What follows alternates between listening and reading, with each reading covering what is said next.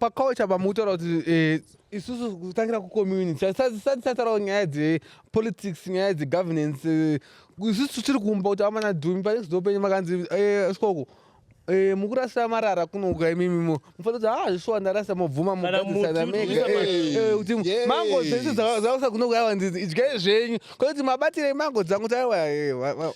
So we should deal with a strong man mentality.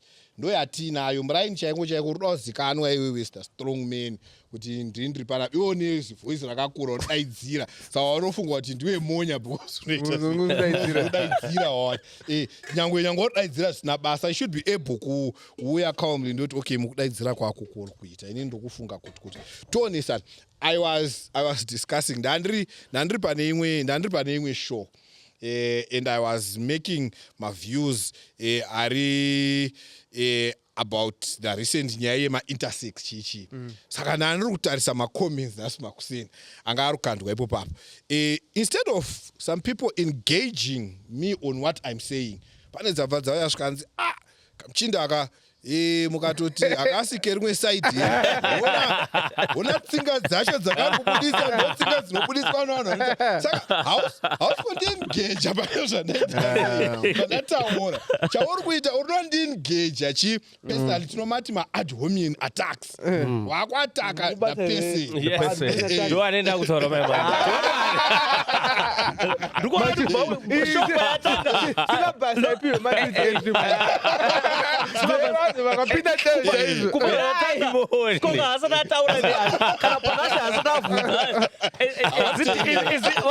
is it a difficult subject?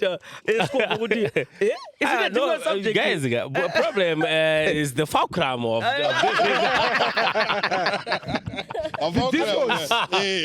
you know. I think mabata pane imwe nyaya yamataura. So inini ndikati Bustop ndikacomplaina ndikati mana zvinhu zvakaoma and what.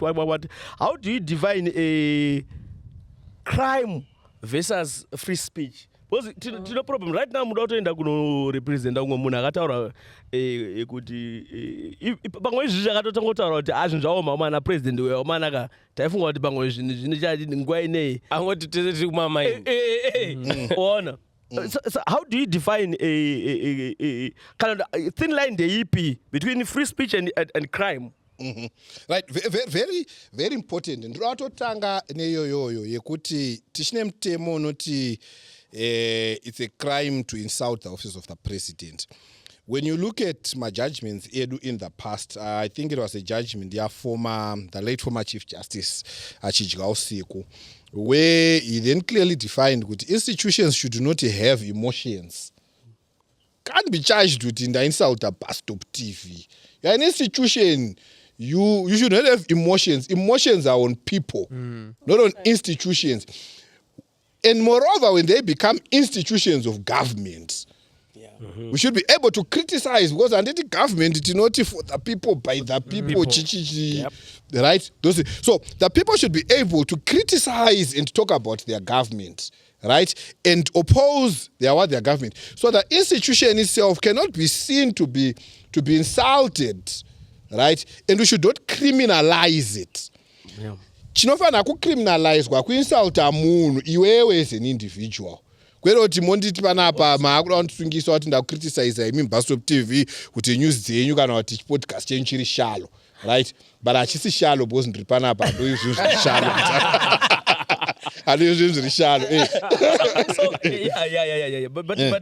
So define the office of the president. President. Right. So the office of the president is an institution. The presidency itself is an institution.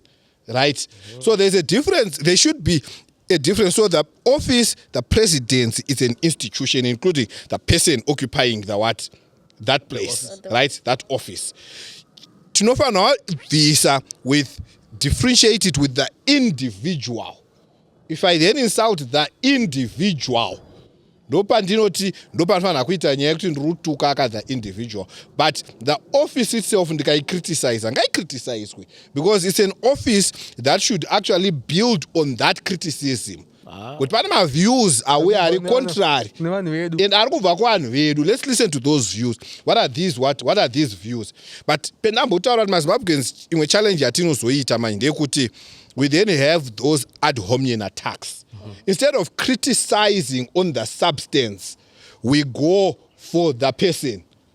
Musoro wake wakakurisa zvinei nezvetakamuelektera zvekuti ane musoro wakakurisa musviba for what? Pana vanogara vachiti pane amenokulosukwa vanenge vachiti musoro pangu imhosva iyoyo. Right, jokingly we can say that musoro bangu, but I think we should not in our engagements let's criticize kuti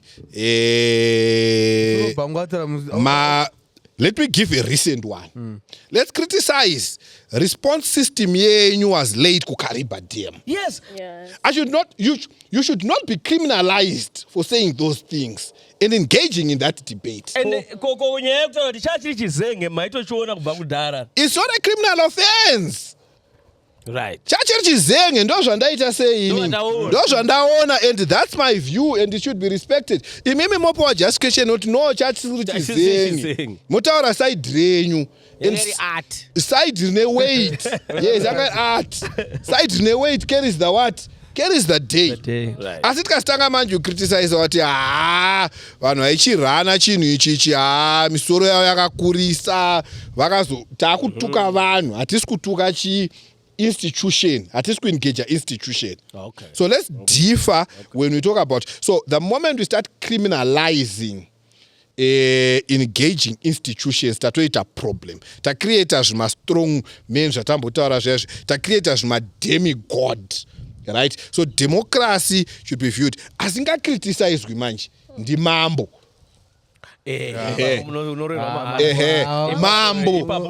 Mambo ndiye asingaiti sei. Anewo mechanisms ake kuti unopotera nekupi neuku. But isusu hatina mambo, tine democracy ka isusu tinoisa vanhu muma office through election. So if elected you for a period. So what you are basically saying is we've borrowed you power.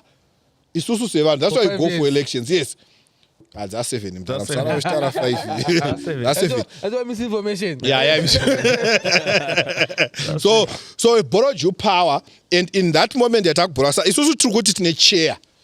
Right? Panapa next week panonga panungwe mnanonga akagara panapa. The other week, so you borrowed me power. Ina ndingati ma views achapiwa nawo panapa ndotoenda personal nawo ndawo manyawo kuti ndakazotukwa inini pa show ndaenda pa podcast ndikatukwa inini aisi yangu ndataura kama views angu ngwataurani avo, and next week pachauya umwe munhu mobona kuti aiza mumwe munhu achazotaura ma views atori contrary kunani angu, and I'm saying sevanhu we should be able to accept that. Right. And in my question, I don't know, but maybe it's just like sort of correct me, Baba Kuti. How does it work? You've said we've had numbers of Ningi, but Nono was arrested, and then Constitutional Court, the High Court has said no charge Hipwe. Who is teaching these other institutions who are arresting people? Government institutions. And then Constitution is no, this can be right.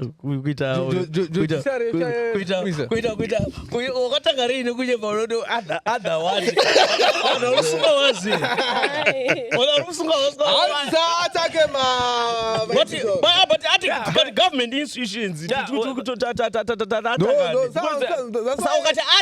why the late entry advocate is trying to be maturity entry. But there's always that. Remember, Panapa guys, we've always said good. We just hope one day there's always that after elections syndrome. Now it's Zimbabwe, not either ZANU-PF or Triple C. Whether it's Triple C on power, ZANU-PF on power. We have where we just know good. Now we're just working as government. Mtapa, you voted for a and I voted for the party. We don't want that. We don't care.